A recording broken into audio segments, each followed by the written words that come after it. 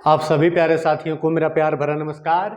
मैं शिवा आप सभी लोगों के आपके अपने YouTube channel math bye Shiva में आपका स्वागत करता हूं। आज मैं आप सभी लोगों को बहुत ही शानदार टॉपिक पढ़ाने वाला हूं। एडवांस मैथ में मेंसुरेशन एक ऐसा टॉपिक है जो किसी भी परीक्षा के दृष्टिकोण से अत्यंत महत्वपूर्ण है। आज हम सभी लोग क्षेत्रमिति यानी मेंसुरेशन को बहुत ही बेसिक लेवल से स्टार्ट करके एडवांस लेवल तक धीरे धीरे पढ़ने वाले हैं। ठीक है, आज मैं आप सभी लोगों के बीच में मेंसुरेशन शुरू करने वाला हूं। इस क्लास से आप सभी लोगों को किसी भी परीक्षा की आप तैयारी कर रहे हो, चाहे मान लीजिए एसएससी की आप तैयारी कर रहे हो, रेलवे की तैयारी कर रहे हो, बैंक से रिलेटेड किसी एग्जाम की तैयारी कर रहे हो, यूपी पुलिस की तैयारी कर रहे हो, यूपीएसआई की तैयारी कर रहे हो, या किसी कक्षा में पढ़ने वाले आप छात्र हो, क्लास 6 में पढ़ रहे हो, 7th में पढ़ रहे हो, 8 में पढ़ रहे हो, 9th में पढ़ रहे हो, 10th में पढ़ रहे हो, ये क्लास सभी बच्चों के लिए, सभी छात्र छात्राओं के लिए अत्यंत महत्वपूर्ण है। किसी भी कॉम्पिटिटिव लेवल का जो एग्जाम होता है, जो कंपटीशन वाला एग्जाम होता है, उसमें 60% 60% क्वेश्चन इस टॉपिक से पूछे जाते हैं। ठीक है, तो ये बहुत ही महत्वपूर्ण टॉपिक है और इस टॉपिक को मैं बहुत ही बेसिक लेवल से, बहुत ही धीरे धीरे एक एक चीजों को सीखते हुए हम लोग आगे बढ़ेंगे और जानेंगे। और आप सभी लोगों के बीच में मैं ढेर सारे आर्यस अग्रवाल एक ऐसी बुक है जो कॉम्पिटिटिव लेवल के जो क्वेश्चन आते हैं डायरेक्ट आर्यस अग्रवाल से भी पूछे जाते हैं। डायरेक्ट सीधा सीधा प्रश्न आर्यस अग्रवाल से पूछ लिया जाता है। तो मेंसुरेशन टॉपिक में आर्यस अग्रवाल में जितने क्वेश्चन है उन सबका आपको यहाँ पर सॉल्यूशन भी मिलेगा, हल भी मिलेगा। ठीक है, तो चलिए हम लोग अपने क्लास की शुरुआत करते हैं शानदार पूर्वक। चलिए पढ़ना हम लोग स्टार्ट करेंगे। एक मिनट, चलिए आप सभी लोगों के सामने टॉपिक लिखा हुआ है मेंसुरेशन, जिसको हिंदी में कहते हैं क्षेत्रमिति। हिंदी में इसे कहा जाता है मेंसुरेशन को हिंदी में कहा जाता है क्षेत्रमिति कहा जाता है। क्या कहा जाता है? क्षेत्रमिति। ये अपने नाम से ही क्लियर हो जाता है कि इसका शाब्दिक अर्थ क्या होता है। क्षेत्रमिति शब्द का शाब्दिक अर्थ क्या होता है? तो क्षेत्र प्लस मिति, दो शब्द यहां पर हमको दिखाई दे रहा है। पहला शब्द है यहां पर, एक शब्द है क्षेत्र और दूसरा शब्द है मिति।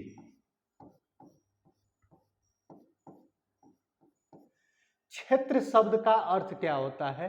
क्षेत्र को इंग्लिश में प्लेस भी कहा जा सकता है और हिंदी में उसको स्थान और मिति मतलब मापन। क्षेत्र का मतलब क्या होता है? तो क्षेत्र का अर्थ हम लोग लगा सकते हैं स्थान से। क्षेत्र का अर्थ हम लोग लगाएंगे स्थान से और मिति शब्द का अर्थ मापन। अब इसका अर्थ क्या बनेगा? तो किसी भी तरह का क्षेत्र हो या किसी भी तरह का स्थान हो और उस स्थान को अगर हमें मापना हो, बताना हो कि वो स्थान कितना है, उसको संख्या में बताना हो, किसी भी प्लेस को, किसी भी स्थान को, मान लीजिए कि अगर आप सभी लोगों का कुछ न कुछ, अगर आप ग्रामीण जीवन में गांव में रहते होंगे तो आपका कुछ न कुछ खेत होगा। तो खेत मान लीजिए कि सपोज करें किसी व्यक्ति का इस आकार का खेत है, तो इस आकार का खेत है तो ये खेत कितना स्थान घेरा हुआ है, यानी ये स्थान कितना है टोटल, इसकी हम लोग माप करेंगे, इसको हम लोग मापना सीखेंगे। क्षेत्रमिति में किसी भी तरह का स्थान, कोई कमरा है तो कमरा टोटल इस ब्रह्मांड में कितना स्थान घेर रहा है। ठीक है, यहाँ पर आपके सामने जो ये बोर्ड लगा हुआ है, ये बोर्ड कितना स्थान घेर रहा है। ठीक है, यानी क्षेत्रमिति किसी भी स्थान का मापन ही क्षेत्रमिति के अंतर्गत किया जाता है, किसी भी स्थान का मापन किया जाता है। ठीक है, हम लोग इस टॉपिक में पढ़ने क्या वाले हैं? तो इस टॉपिक में आमतौर पर फिगर या आकृतियां दो तरह की होती हैं, एक होता है 2D फिगर, एक होता है 3D फिगर। 2D फिगर के बारे में और 3D फिगर के बारे में मैं अगर डिटेल में आपको बताने लगूं तो बहुत समय लगेगा। आप इसको जानते होंगे, नहीं जानते हैं तो इसके बारे में कहीं से सीख लीजिए, उसके बाद इस चैप्टर को पढ़ना शुरू करिएगा, ठीक है, क्योंकि इसकी आवश्यकता बहुत ज्यादा लगती है। आपके सामने मैं 3D फिगर इधर बनाया हूं और यहां पर 2D फिगर बना है। 2D फिगर का मतलब होता है, 2D फिगर का मतलब ऐसे कहते हैं 2D फिगर। 2D फिगर का मतलब एक ऐसी आकृति जिसमें सिर्फ और सिर्फ लंबाई और चौड़ाई, बस दो ही चीजें पाई जाती हैं। ऐसी आकृतियां जिसमें कुछ न कुछ लंबाई पाई जाए और कुछ न कुछ चौड़ाई पाई जाए, ठीक है, तो उस तरह की आकृतियों को हम लोग 2D फिगर कहते हैं, यानी जिसमें केवल और केवल दो डायमेंशन होते हैं। डायमेंशन का मतलब होता है भुजा या बीमा। भुजा को इंग्लिश में साइड भी कहा जाता है, ठीक है, और डायमेंशन की मतलब किसी भी साइड को। जैसे अगर आपके सामने एक 2D फिगर बना है, एक ट्रायंगल क्या होता है हमारा, 2D फिगर होता है, तो ट्रायंगल का देखिए ये डायमेंशन है, ये सब डायमेंशन है, ये सब भुजाएं हैं। ये क्वाड्रिलेटरल है यानी चतुर्भुज है। चतुर्भुज में कैसा चतुर्भुज है, तो एक वर्ग है, स्क्वायर है, तो स्क्वायर में ये इसकी क्या है, स्क्वायर की ये सब भुजाएं हैं, ठीक है। यहां पर देखिए एक ट्रायंगल बना हुआ है, सर्कल बना हुआ है, सर्कल यानी वृत्त। वृत्त कैसा फिगर होता है, तो 2D फिगर होता है। क्यों 2D फिगर होता है, क्योंकि इसमें दो तरह की दिशाएं पाई जाती हैं। एक हो गया आपका लंबाई में, लंबाई में हो गया एक, और एक मान लीजिए चौड़ाई में, ठीक है। इसमें कोई ऊंचाई की चीजें नहीं दिखाई दे रही हैं। इसमें भी अगर हमें चलना होगा तो चाहे तो कुछ ना कुछ लंबाई में चलेंगे या इसके चौड़ाई में चलेंगे। इसमें भी कुछ ना कुछ लंबाई होगा, कुछ ना कुछ चौड़ाई होगा। इसमें भी कुछ ना कुछ लंबाई होगा, कुछ ना कुछ चौड़ाई हो जाएगा। इसमें भी सेम वही है, कुछ ना कुछ लंबाई और कुछ ना कुछ चौड़ाई हो जाएगी, ठीक है। यहां पर आपको दिखाई दे रहा है 2D फिगर में कितनी डायमेंशन, दो डायमेंशन होती है। 2D फिगर का उदाहरण आपके सामने दिखाई दे रहा है, सर्कल है आपका उदाहरण, ट्रायंगल हो गया, क्वाड्रिलेटरल यानी चतुर्भुज हो गया, ठीक है ना। यहाँ पर पेंटागन यानी पंचभुज बना हुआ है, ठीक है, जिसमें 5 भुजाएं होती है उसको पंचभुज कहते हैं। ये भी आपका क्या है, 2D फिगर है। उसके बाद से आपके सामने देखिए 3D फिगर को कभी भी किसी बोर्ड वगैरह पर बना के नहीं दिखाया जा सकता है। क्यों नहीं दिखाया जा सकता है, क्यों, क्योंकि 3D फिगर में ऊंचाई भी पाई जाती है। और ये बोर्ड जो हमारा है, ये बोर्ड एक प्लेन यानी समतल का उदाहरण है, और समतल पर मैं ऊंचाई वाली आकृति को नहीं बना पाऊंगा। ऊंचाई वाली आकृति को नहीं बना पाऊंगा। बनता कैसे है, तो आभासी रूप से, आभासी रूप से बनता है। मैं करीब से देख रहा हूं तो मुझको उतना ज्यादा नहीं आभास हो रहा है। आप कैमरा थोड़ा दूर लगा हुआ है, आप इसको ध्यान से देखेंगे तो आपको कुछ आभास होगा कि ये एक बॉक्स के तरह दिख रहा है, ठीक है, एक बॉक्स के तरह दिख रहा है। इसको ध्यान से अगर समझने का प्रयास करेंगे तो कहेंगे कि ये वॉलीबॉल की गेंद दिख रही है, फुटबॉल की गेंद दिख रही है। ये आपका क्या दिख रहा है, सिलेंडर दिख रहा है, बेलन के आकार का दिख रहा है। ये आपका क्या हो जाएगा, तो प्रिज्म के आकार का दिख रहा है। ये जोकर की टोपी के तरह का आकार बना हुआ है, ठीक है। तो इधर जितनी आकृतियां बना हुआ है सभी आकृतियां 3D हैं। 3D का मतलब 2D का मतलब 2 डायमेंशन, तो 3D का मतलब 3 डायमेंशन। 3 डायमेंशन मतलब 3 भुजाएं। जैसे देखिए इसमें हम देख रहे हैं कि यहाँ कुछ लंबाई में कुछ यहाँ पर है, उसके बाद से इसकी चौड़ाई में कुछ यहाँ पर दिखाई दे रहा है, और इसकी ऊंचाई, मतलब इसमें 3 डायमेंशन इसमें पाया जा रहा है, ठीक है। इसमें 3 डायमेंशन पाया जा रहा है। देखिए इसमें सर्कल, जो ये बेलन है, बेलन का ऊपरी हिस्सा और निचली हिस्सा दोनों एक सर्कल के तरह होगा, वृत्ताकार होगा, और वृत्त में 2-2 डायमेंशन पाई जा रही है, और एक डायमेंशन इसमें एक्स्ट्रा हो जाएगी, इसकी ऊंचाई हो जाएगी, ठीक है। सेम उसी तरह जो ये बॉल दिख रहा है, तो बॉल में भी कुछ लंबाई होगी, कुछ चौड़ाई होगी, कुछ मोटाई होगी, मोटाई को ही ऊंचाई कहिए, ठीक है। यानी फिगर दो तरह के होते हैं। इनके बारे में आप अगर नहीं जानते हैं तो कहीं ना कहीं से उसके बारे में आप पढ़ लीजिए। देखिए 2 डायमेंशनल और 3 डायमेंशनल। जहां पर 2 बीमा पाई जाती है उसको 2D फिगर कहा जाता है, जहां पर 3 बीमाएं पाई जाती है उसको 3D फिगर कहा जाता है। इस चैप्टर में हम लोग क्या पढ़ने वाले हैं, तो इस चैप्टर में हम सभी लोग पेरीमीटर यानी परिमाप के बारे में पढ़ने वाले हैं अच्छे से। किसके बारे में? परिमाप के बारे में हम लोग पढ़ने वाले हैं। पेरीमीटर इंग्लिश में उसको कहा जाता है, परिमाप के बारे में। आपको यहाँ पर पेरीमीटर लिखा हुआ है, ठीक है। क्लास 6 में एक चैप्टर है, उस चैप्टर का नाम है concept of perimeter and area. उस क्लास 6 की जो आर.एस. अग्रवाल की बुक है, उसका भी मैं इसमें क्वेश्चन आपको यहाँ पर आपको क्वेश्चन देखने को मिलेगा, उस बुक का भी मैं क्वेश्चन यहाँ पर शामिल किया हूँ, ठीक है। तो हम लोग सबसे पहले समझेंगे परिमाप के बारे में कि परिमाप यानी पेरीमीटर क्या होता है। देखिए, सबसे पहले तो हमें यह जानना होगा कि परिमाप शब्द का शाब्दिक अर्थ क्या होता है। तो परिमाप शब्द मैं अगर ध्यान से देखूं तो इसमें दो शब्द से मिलकर परिमाप बनता है। एक होता है परि और दूसरा मान लीजिए कि माप। दो शब्द का हमें यहाँ पर दिखाई दे रहा है। एक होता है परि। परि शब्द का अर्थ हम लोग चारों तरफ से लगा सकते हैं। परि शब्द का अर्थ क्या होगा? चारों तरफ। और माप शब्द का अर्थ आपको पता ही होगा कि माप शब्द का अर्थ होता है मापन। माप शब्द का अर्थ यानी चारों तरफ का मापन। इस शब्द का शाब्दिक अर्थ क्या होगा कि जैसे मान लीजिए कि कोई भी फिगर है, कोई भी आकृति है, या कुछ भी ऐसा प्रश्न आपके सामने रखा जाए जिसमें आपसे यह पूछा जाए कि आप इसका परिमाप ज्ञात कीजिए। परिमाप ज्ञात कीजिए। परिमाप शब्द का अर्थ क्या होता है कि कोई भी आकृति है, उस आकृति की जो टोटल बाउंड्री की लेंथ होगी, ठीक है, जो टोटल बाउंड्री की लेंथ होगी। जैसे मान लीजिए कि ये एक आकृति है और ये आकृति किस चीज की आकृति है? तो ये एक आयत की आकृति। हमारे सामने सबसे फर्स्ट एक आयत की आकृति दिखाई दे रही है।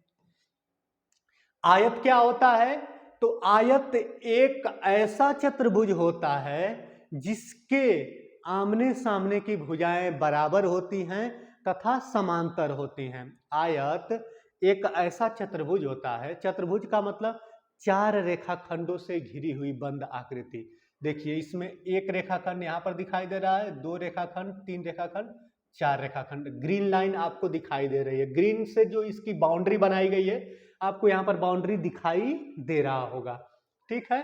तो जो ये बाउंड्री है, तो चतुर्भुज के बारे में हम लोग जानते हैं कि जिसमें कितनी भुजाएं पाई जाती हैं, तो भुजाएं चार पाई जाती हैं। कितने रेखाखंडों से घिरकर चतुर्भुज बनता है?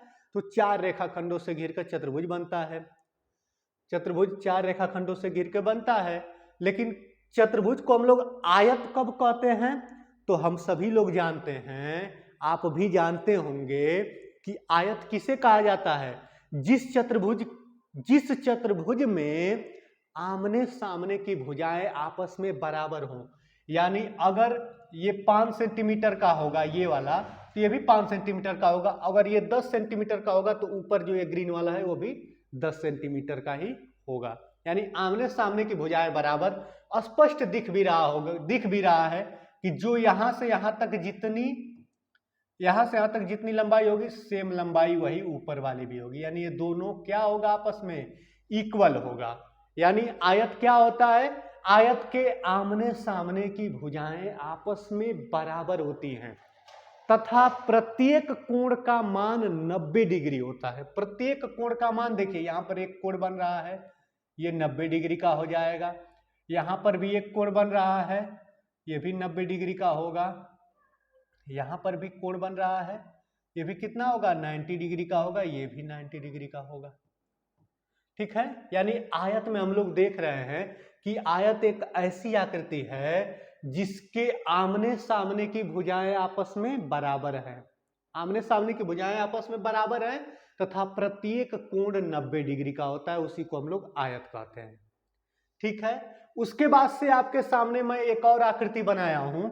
इस आकृति को आप लोग देखते ही पहचान लेंगे। इस आकृति को हिंदी में क्या कहा जाता है? वर्ग कहा जाता है। इंग्लिश में स्क्वायर कहा जाता है।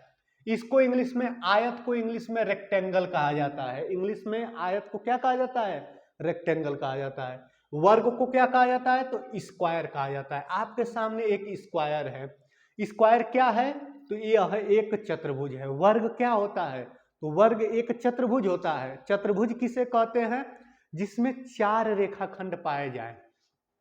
तो देखिए, एक रेखाखंड आपके सामने, 2 रेखाखंड, 3 रेखाखंड और 4 रेखाखंड। 4 रेखाखंड पाया जा रहा है कि नहीं?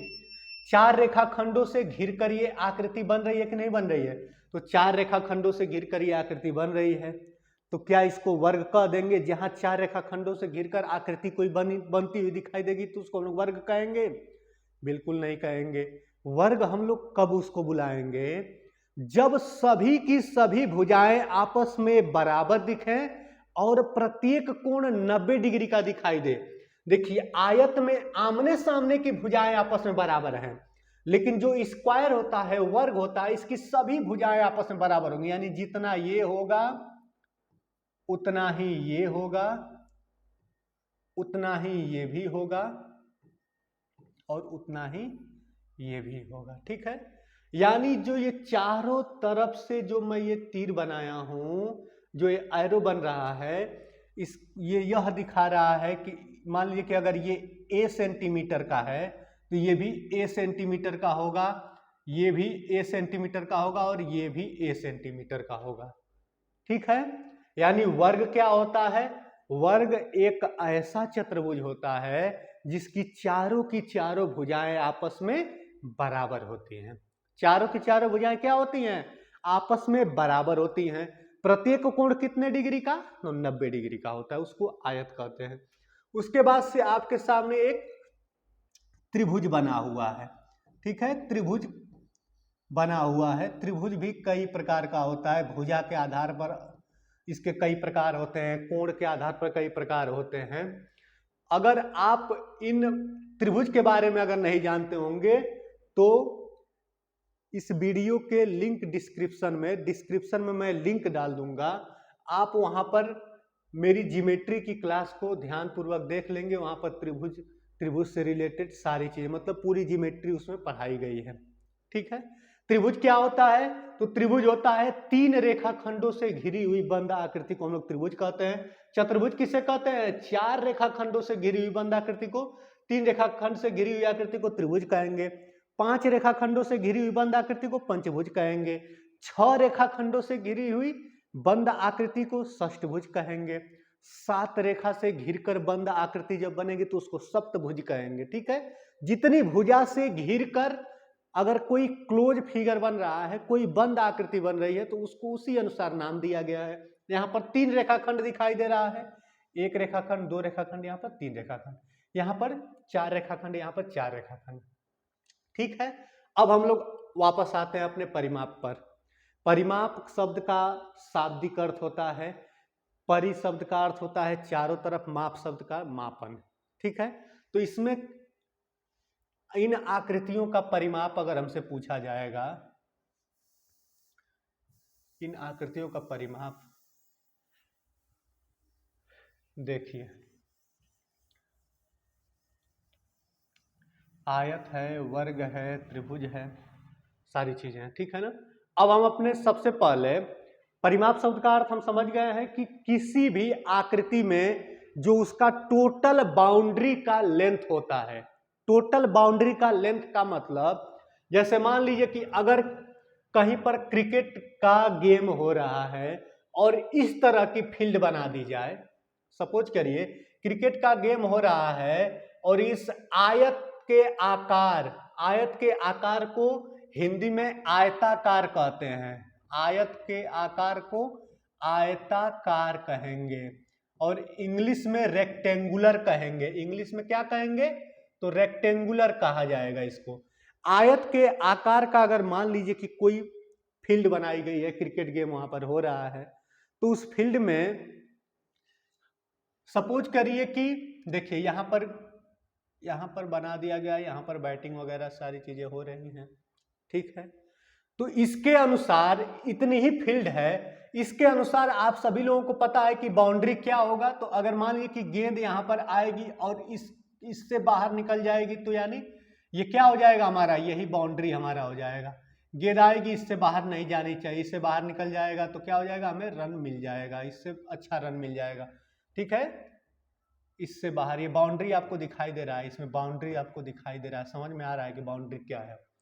बाउंड्री क्या होगा, तो जो ये फील्ड इस तरह की इस आकृति का फील्ड है, तो जो इसका जो ग्रीन वाला जो ये हिस्सा, बाहरी ग्रीन वाला जो ये हिस्सा दिख रहा है, बाहर बाहर जो ये ग्रीन वाली पट्टी दिख रही है, उसी ग्रीन वाली पट्टी का अगर हम टोटल माप कर लेंगे, टोटल मेजरमेंट कर लेंगे, तो वही हमारा पेरीमीटर हो जाएगा। परिमाप शब्द का शाब्दिक अर्थ क्या होता है कि चारों तरफ का माप, किसी भी आकृति के चारों तरफ का माप कर लीजिए, मापन कर लीजिए। या अगर गणितीय भाषा में देखें तो किसी भी आकृति के टोटल बाउंड्री की लेंथ, ठीक है, टोटल सीमा की उसकी लंबाई कितनी है, उसी को हम लोग क्या कहते हैं, तो उसी को हम लोग उसका परिमाप कहते हैं। ठीक है, इसमें क्या हो जाएगा, तो इसमें भी यहां पर देखिए ग्रीन से मैं इसकी बाउंड्री को बना दिया हूं, और टोटल बाउंड्री लेंथ देखिए हम लोग कैसे निकाल रहे हैं। टोटल बाउंड्री लेंथ हम लोग अभी निकालेंगे। देखिए सबसे पहले मैं आयत के लिए निकाल रहा हूं कि आयत का परिमाप हम लोग कैसे निकालेंगे। अगर हमें आयत का परिमाप निकालना हो, आयत का परिमाप, तो आयत का परिमाप हम लोग कैसे निकालेंगे। तो आपके सामने एक आयत दिखाई दे रहा है। आयत में दो चीजें पाई जाती हैं, एक पाया जाता है लंबाई और चौड़ाई। लंबाई किसे कहते हैं और चौड़ाई किसे कहते हैं, बात आएगी कि लंबाई किसे कहा जाता है। तो लंबाई समझ लीजिए कि कहीं भी कोई भी आयत बना हुआ है, उसमें जिस भुजा का मान सबसे अधिक है वह लंबाई कहलाएगा, और जिसका मान जिसका मान उस बड़ी भुजा से कम है वो क्या कहलाएगा, चौड़ाई कहलाएगा।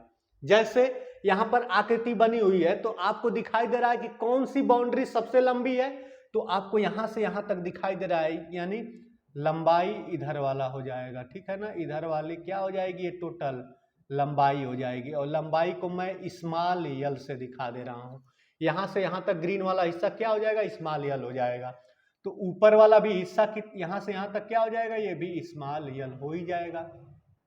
ठीक है, उसके बाद से देखिए कि इस फील्ड की ये हो जाएगी चौड़ाई, ये क्या हो जाएगी, चौड़ाई हो जाएगी। तो चौड़ाई को मैं यहां पर इसको चौड़ाई में लिख दे रहा हूं, ये हमारा चौड़ाई हो गया। चौड़ाई को, जैसे लंबाई को लेंथ कहा जाता है, उसको स्मॉल यल से मैं दिखा दिया हूं। चौड़ाई को ब्रीड्थ कहा जाता है, ब्रीड्थ कहा जाता है, उसको स्मॉल बी से दिखाया जाता है, यानी चौड़ाई को मैं स्मॉल बी से दिखा रहा हूं, तो यानी हमारा स्मॉल बी ये हो जाएगा। ठीक है, अब बात किया जाएगा आयत के परिमाप की। तो हम लोग जानते हैं कि आयत का परिमाप क्या हो जाएगा, तो आयत ही नहीं किसी भी आकृति का परिमाप का मतलब ये होता है कि उसकी सभी भुजाओं का योग, उसकी सभी भुजाओं का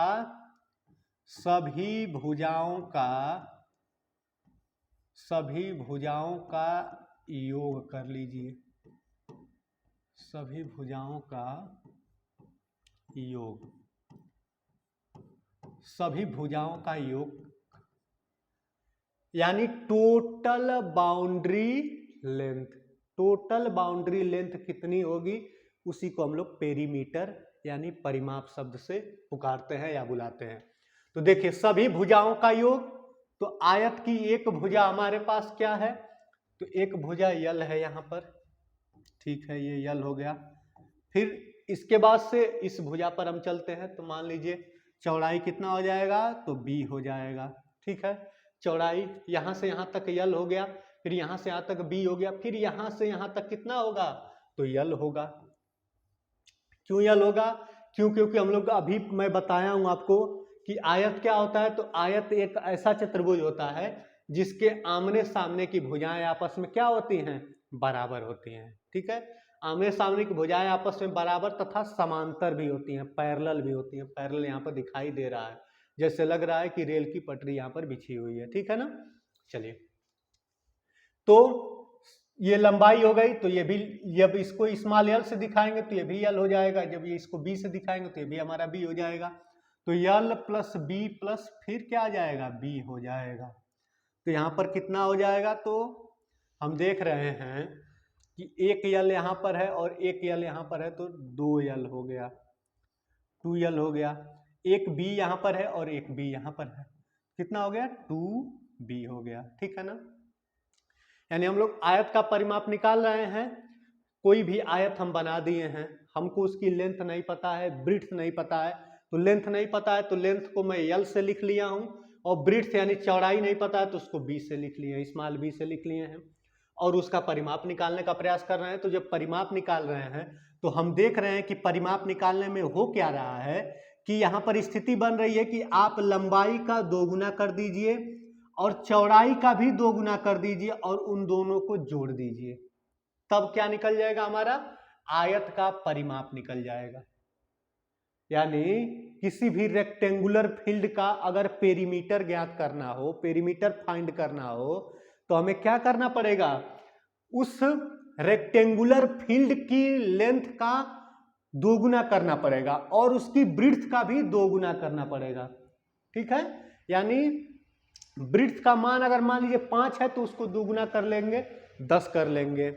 लंबाई अगर 10 है तो उसका 2 गुना 20 कर लेंगे और उन दोनों को जोड़ना पड़ेगा। ठीक है। तो इसको थोड़ा सा और अलग रूप में लिख लेते हैं। हम देख रहे हैं कि ये क्या, इसको क्या लिख सकते हैं, 2 इंटू एल इसको भी लिख सकते हैं और प्लस 2 इंटू बी इसको भी लिख सकते हैं। ठीक है। तो आपको दिखाई दे रहा है कि यहाँ पर 2 का गुणा इसमें भी हुआ है, 2 का गुणा इसमें भी हुआ है, यानी दोनों में 2 का गुणा करना है।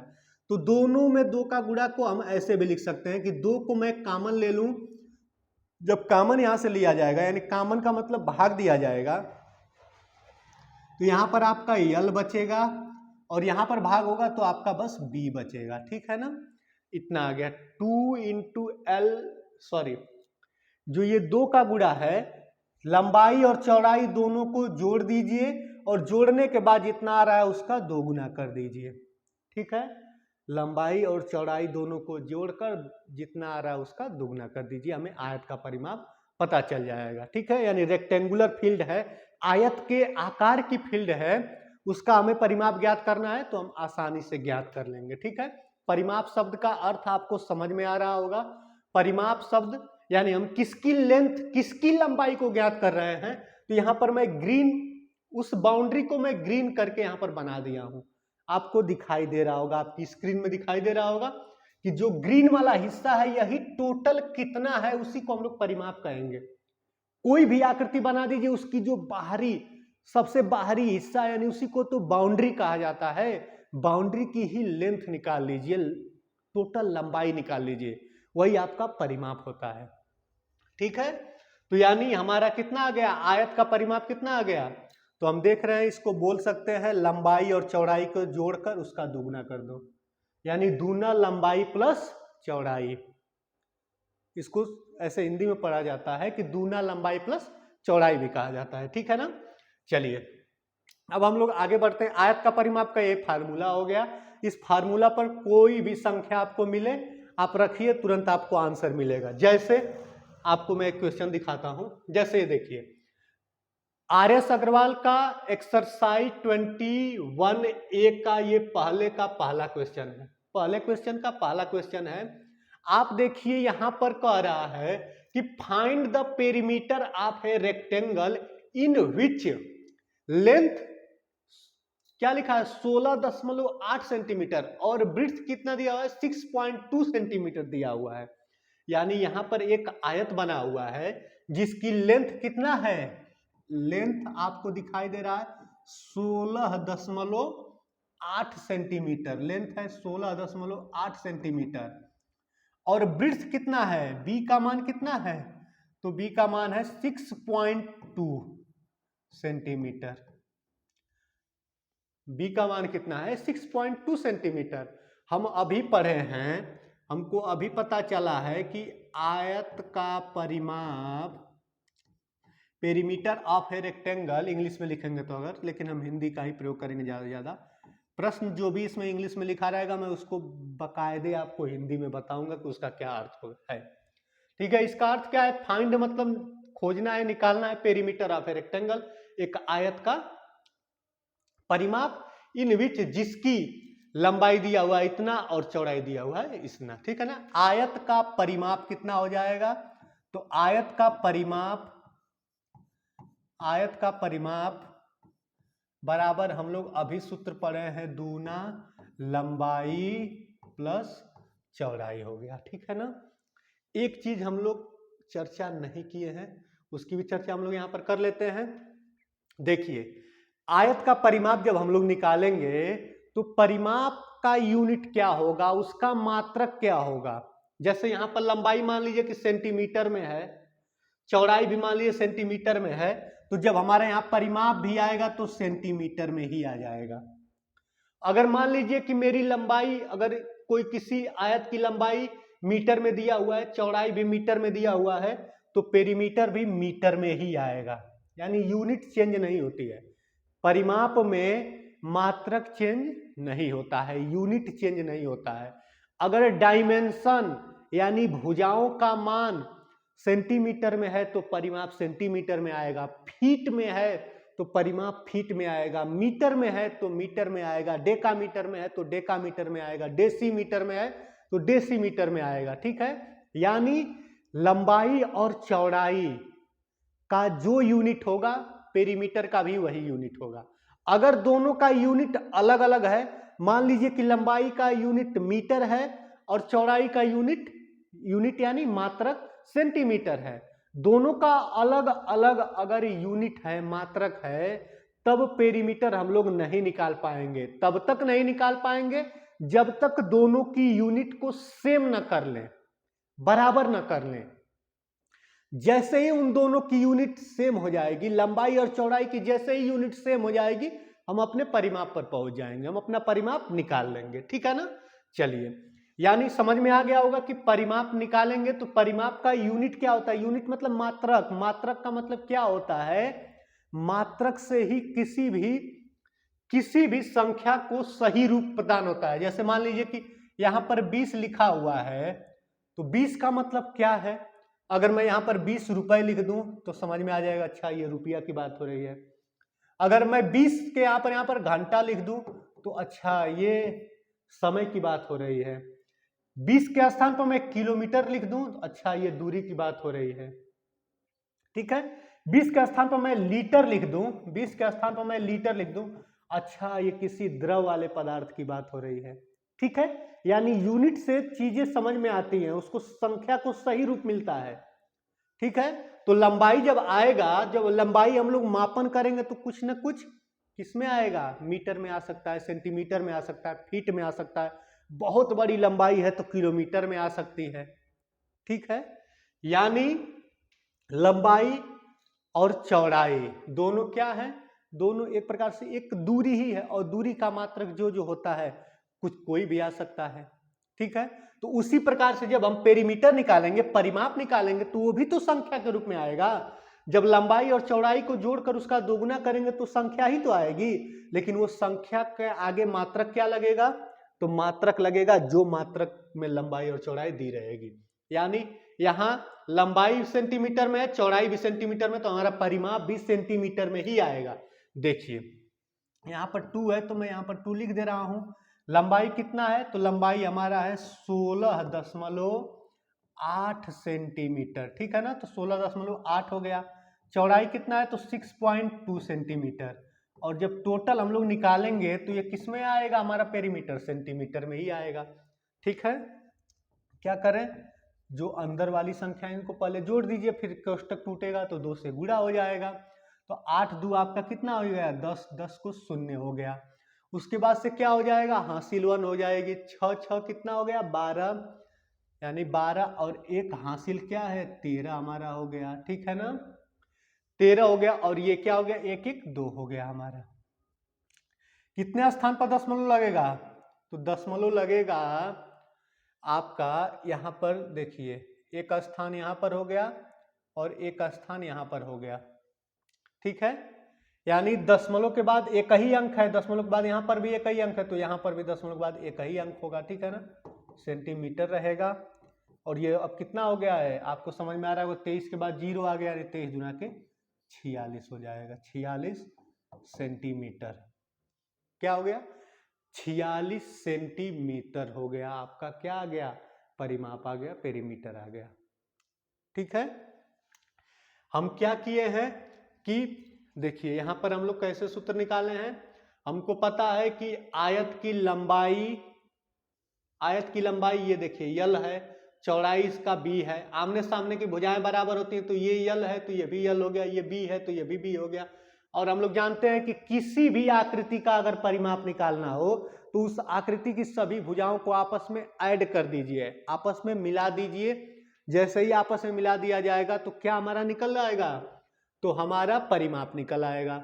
ठीक है, तो हम देख रहे हैं कि यहाँ पर लंबाई था तो उसको यल से हम दिखाए हैं, चौड़ाई को बी से दिखाएं, फिर अगले लंबाई को यल से दिखाएं, फिर चौड़ाई को बी से दिखाए हैं, और सबको जोड़े हैं तो कितना आया, 2l प्लस 2b आया। यानी वो यह दिखाया है कि लंबाई को दोगुना कर दीजिए, चौड़ाई को भी दोगुना कर दीजिए और दोनों को जोड़ दीजिए, जितना मिलेगा वही उसका परिमाप हो जाएगा। उसको थोड़ा सा और एडवांस भाषा में हम लोग लिख लिए हैं, 2 को कॉमन कर लिए हैं और लंबाई प्लस चौड़ाई एक कोष्टक में जाकर फंस गया है।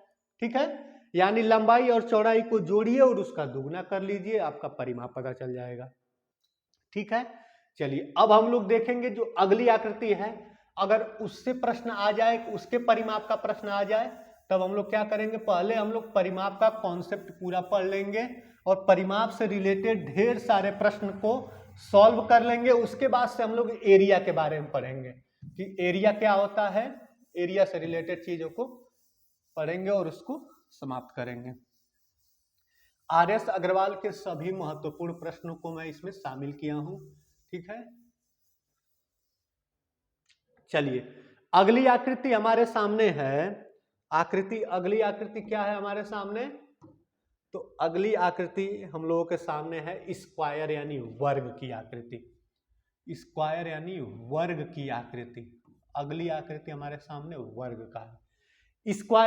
स्क्वायर के बारे में मैं अभी बताया हूं, कुछ देर पहले हम लोग चर्चा किए हैं कि स्क्वायर यानी वर्ग क्या होता है, तो वर्ग एक ऐसा चतुर्भुज होता है जिसकी सभी की सभी भुजाएं आपस में बराबर होती हैं और प्रत्येक कोण का मान 90 डिग्री होता है, उसी को हम लोग क्या कहते हैं, वर्ग कहते हैं, स्क्वायर कहते हैं।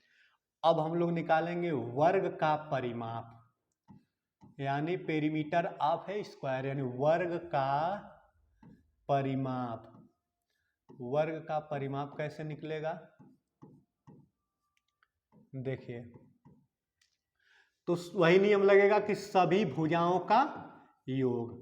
क्यों, क्योंकि परिमाप का मतलब यही होता है कि टोटल बाउंड्री लेंथ यानी सभी भुजाओं का योग। कैसा भी फिगर हो उससे हमें नहीं मतलब है, उस परिमाप अगर पूछ दिया गया है तो परिमाप शब्द का अर्थ है सभी भुजाओं का योग करके बता दीजिए, मतलब सभी जो उसकी साइड है, जो बाहरी साइड है उसका आप योग करके बता दीजिए, सभी भुजाओं का योग।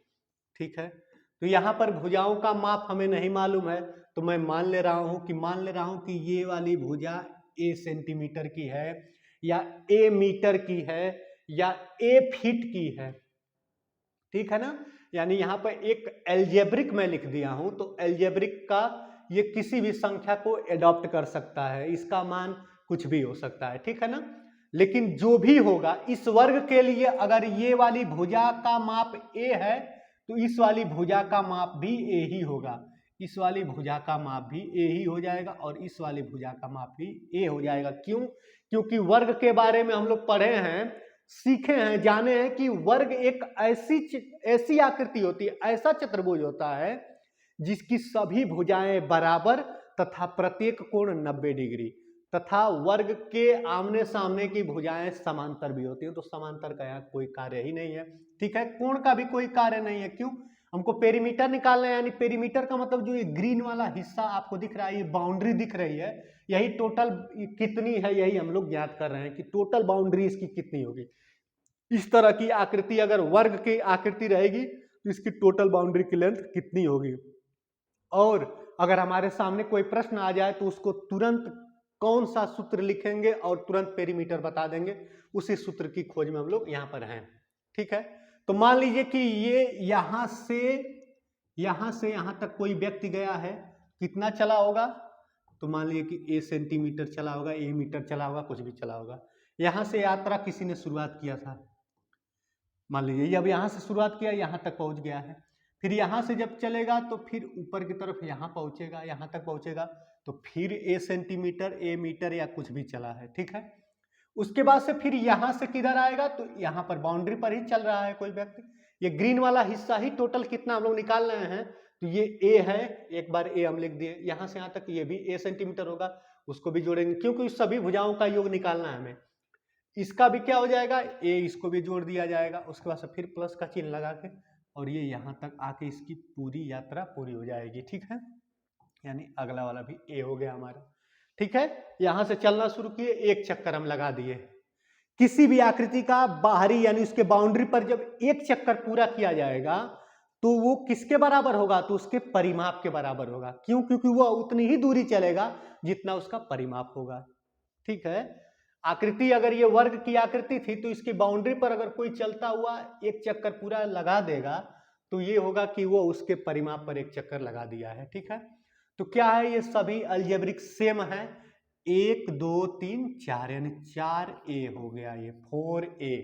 a क्या है, तो ये a है हमारा वर्ग की भुजा, यानी 4 गुणे वर्ग की भुजा, वर्ग की एक भुजा, वर्ग की एक भुजा, एक भुजा, ये हमारा क्या आ जाएगा, तो ये हमारा क्या हो गया, वर्ग का परिमाप हो गया। जैसे मान लीजिए कि मैं यहाँ पर a लिखा हूं, a का मान मान लीजिए कि 5 सेंटीमीटर का है, a को मान ले रहे हैं कि 5 सेंटीमीटर है, तो कुछ करना नहीं है, क्या करेंगे, यहाँ पर 4 लिखेंगे और a का मान हमारा 5 सेंटीमीटर है, तो 4 गुणे 5 यहाँ पर सेंटीमीटर लिख देंगे। क्यों, क्योंकि यूनिट तो चेंज होने वाली नहीं है, परिमाप में यूनिट चेंज नहीं होता है। तो कितना हो जाएगा, तो 4 पच्चे 20 सेंटीमीटर हमारा क्या आ जाएगा, पेरीमीटर यानी परिमाप आ जाएगा। पेरीमीटर यानी परिमाप क्या है, तो परिमाप हम लोग गणना किसकी कर रहे हैं, मेजरमेंट किसको कर रहे हैं, तो आपको इस फिगर में दिखाई भी दे रहा है। इस फिगर में देखिए हम लोग मेजरमेंट इसी ग्रीन हिस्से की कर रहे हैं, जो ये ग्रीन हिस्सा मतलब बाहरी वाला जो बाउंड्री है, यही टोटल कितना है, उसी को हम लोग उसका क्या कर रहे हैं, परिमाप कर रहे हैं। कोई भी अगर स्क्वायर है, वर्ग है, उसका परिमाप आपको निकालना है तो कुछ मत करिए, उसकी एक भुजा अगर आपको पता है तो उस भुजा का कितना क्या कर देना है, उस भुजा का बस 4 गुना कर देना है, आपको पता चल जाएगा। अगर एक भुजा मान लीजिए कि 20 मीटर है, एक भुजा 20 मीटर है, तो 4 गुणे 20 कितना हो जाएगा, 80 मीटर क्या हो जाएगा, उस वर्ग का क्या हो जाएगा, पेरीमीटर, परिमाप हो जाएगा। इंग्लिश में पेरीमीटर, हिंदी में परिमाप। ठीक है, उसके बाद से मान लीजिए कि कोई ट्रायंगल है, तो ट्रायंगल में कैसे हम लोग निकालते हैं, तो ट्रायंगल की स्थिति को ही देख लिया जाए, ट्रायंगल की स्थिति को भी समझ लिया जाए। आयत और वर्ग के बारे में हम लोग समझ लिए हैं। आयत में क्या होता है कि आयत में 2 चीजें पाई जाती हैं, एक होता है जो लंबाई नाम से जाना जाता है, एक होता है जिसको हम लोग चौड़ाई नाम से जानते हैं, एक होता है जिसको हम लोग चौड़ाई नाम से जानते हैं, एक होता है जो लंबाई नाम से जानते हैं। लंबाई और चौड़ाई, आयत में क्या होगा कि 2 लंबाई पाई जाएगी, 2 लंबाई कहने का मतलब कि आमने सामने की जो भुजाएं बराबर हो रही हैं। ठीक है, 2l वो हो गया, और आमने सामने की जो चौड़ाइयां हो जाएंगी यानी 2b वो हो जाएगा। यानी लंबाई और चौड़ाई को जोड़कर उसका 2 गुना कर दीजिए, किसी भी आयत का पेरीमीटर प्राप्त हो जाएगा। वर्ग है, वर्ग का पेरीमीटर ज्ञात करना है, तो वर्ग की तो बस एक ही भुजा अगर हमें ज्ञात है, एक ही डायमेंशन पता है, एक ही साइड अगर हमको पता है, तो उसका हम लोग पेरीमीटर निकालना में यानी परिमाप निकालने में क्या करेंगे, उसका 4 गुना कर देंगे, हमारा परिमाप आ जाएगा। सबसे ज्यादा ध्यान देना है कि यूनिट क्या होता है, पेरीमीटर यानी परिमाप का यूनिट क्या होता है, तो डायमेंशन या भुजाएं जिसमें दिया हुआ है यानी उसका यूनिट जो भी हो, सेंटीमीटर हो तो पेरीमीटर भी सेंटीमीटर में आएगा, मीटर है तो पेरीमीटर भी मीटर में आएगा, किलोमीटर है तो किलोमीटर में आएगा, जो भी है उसमें ही उसका आंसर आने वाला है। देखिए अब त्रिभुज के बारे में पढ़ेंगे हम लोग। तो त्रिभुज में एक त्रिभुज होता है, त्रिभुज में भुजाओं के आधार पर तीन तरह के त्रिभुज होते हैं। भुजाओं के आधार पर तीन तरह के त्रिभुज होते हैं। एक होता है जिसको कहते हैं इक्विलेटरल ट्रायंगल, या हिंदी में मैं कहूं तो उसको कहा जाता है समबाहु त्रिभुज। नाम से भी ये क्लियर हो जाता है कि ये क्या कहना चाह रहा है। सम मतलब होता है बराबर, बाहु मतलब होता है भुजाएं, और त्रिभुज का मतलब जिसमें तीन रेखाखंड दिख जाए। यानी एक होता है समबाहु त्रिभुज। समबाहु त्रिभुज के बारे में जान लीजिए कि समबाहु त्रिभुज एक ऐसा त्रिभुज होगा, समबाहु त्रिभुज एक ऐसा त्रिभुज होगा जो तीन रेखाखंडों से घिरकर तो बनेगा ही, लेकिन इसकी तीनों की तीनों भुजाएं, सम मतलब समान, बराबर। यानी एक ऐसा त्रिभुज जिसकी तीनों की तीनों भुजाएं अगर आपस में बराबर हैं तो उसका परिमाप निकालना बिल्कुल आसान है। जैसे वर्ग की चारों भुजाएं बराबर हैं तो एक भुजा का 4 गुना करना पड़ा है, समबाहु त्रिभुज में एक भुजा का 3 गुना करना पड़ेगा। क्यों? क्योंकि त्रिभुज में 3 भुजाएं पाई जाती हैं। ठीक है, मान लिया कि ये a सेंटीमीटर का, ये भी a सेंटीमीटर का, ये भी a सेंटीमीटर का, तो इसका पेरीमीटर को स्मॉल पी से दिखाया जाता है या कैपिटल पी से दिखा लीजिए। ठीक है ना, कितना हो जाएगा? तो 3 इंटू ए हो जाएगा। जो भी 3 इंटू ए मतलब 3 क्या है? 3 तो हमारी संख्या है, और ये हो जाएगा समबाहु त्रिभुज की एक भुजा। ठीक है ना, समबाहु त्रिभुज की एक भुजा की माप हो जाएगी। उसके बाद से अगला नाम है, नाम भी बहुत आसान और सिंपल होता है, सम द्वि। सम मतलब बराबर, द्वि मतलब दो, बाहु मतलब भुजाएं। सम द्विबाहु, सम द्विबाहु त्रिभुज। त्रिभुज का मतलब कि सबका त्रिभुज में शाब्दिक अर्थ एक ही आएगा कि त्रिभुज में 3 रेखाखंड होगा और तीनों रेखाखंडों से घिर कर बंद आकृति, मतलब क्लोज फिगर बनना चाहिए, ओपन फिगर नहीं।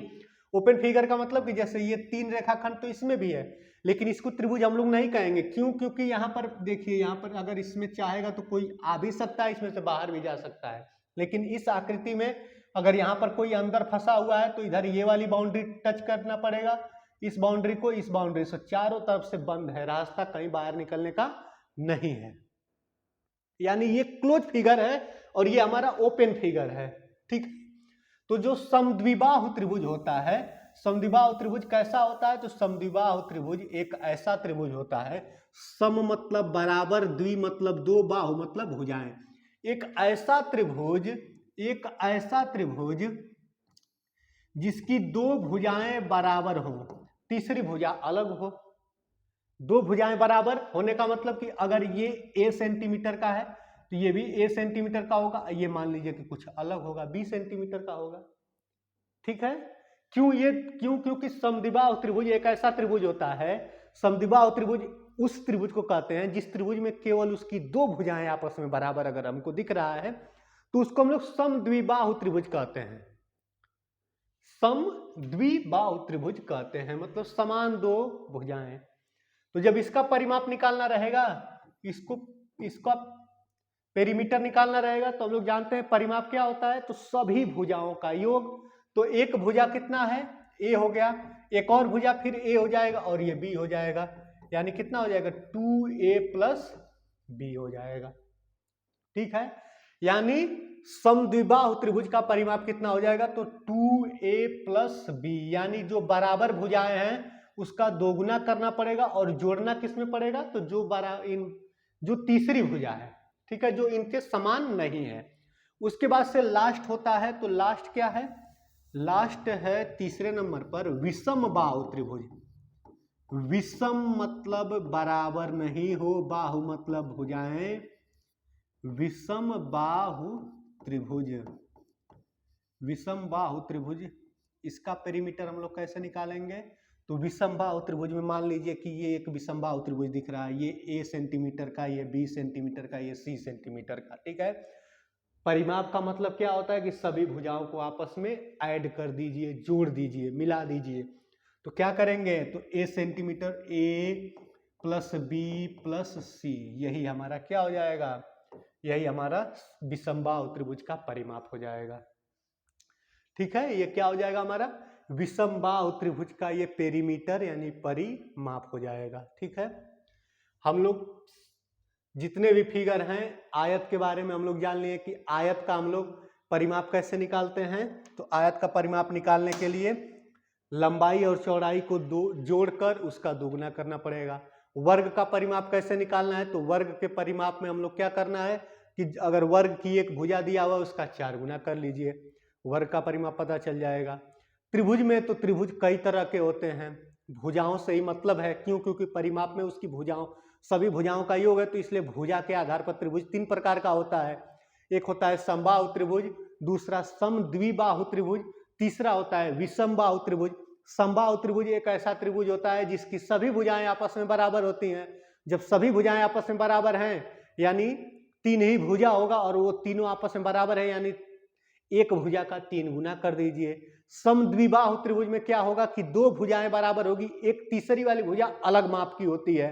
तो दोनों भुजाएं जो बराबर हैं चाहे तो दोनों को जोड़ दीजिए, फिर तीसरी को उसमें जोड़िए, या यह कहें कि जो बराबर भुजाएं हैं उसका 2 गुना कर दीजिए और तीसरी भुजा को उसमें जोड़ दीजिए। और विषमबाहु त्रिभुज है तो विषमबाहु त्रिभुज में क्या होता है कि तीनों भुजाओं का माप अलग अलग होगा, तीनों भुजाओं को हमें आपस में जोड़ना ही पड़ेगा। ठीक है, आज हम लोग सभी सूत्र के बारे में जान चुके हैं। अगली क्लास में अगले दिन हम लोग इससे आधारित, इस पर आधारित ढेर सारा मैं क्वेश्चन यहाँ पर आर.एस. अग्रवाल का आप सभी लोगों को सॉल्व कराऊंगा, हल कराऊंगा। ठीक है, हम लोग नियम जान चुके हैं। जैसे अब उसी पर क्वेश्चन है कि the cost of fencing A rectangular field at RS. 18 रुपए पर मीटर, इन आर.एस. 1980 रुपए। इफ द विड्थ मतलब चौड़ाई होती है ऑफ द फील्ड 23 मीटर, तो फील्ड की लेंथ क्या होगी? ठीक है ना, अच्छे अच्छे काफी सवाल में क्वेश्चन यहाँ पर लिखा हुआ है, इसको हम लोग अगले वीडियो में देखेंगे। ठीक है ना, अगर ये क्लास आपको अब अच्छा लगा हो तो इस वीडियो को ज़्यादा से ज़्यादा शेयर करिए और चैनल को लाइक और चैनल को सब्सक्राइब करिए। ठीक है, थैंक यू, धन्यवाद।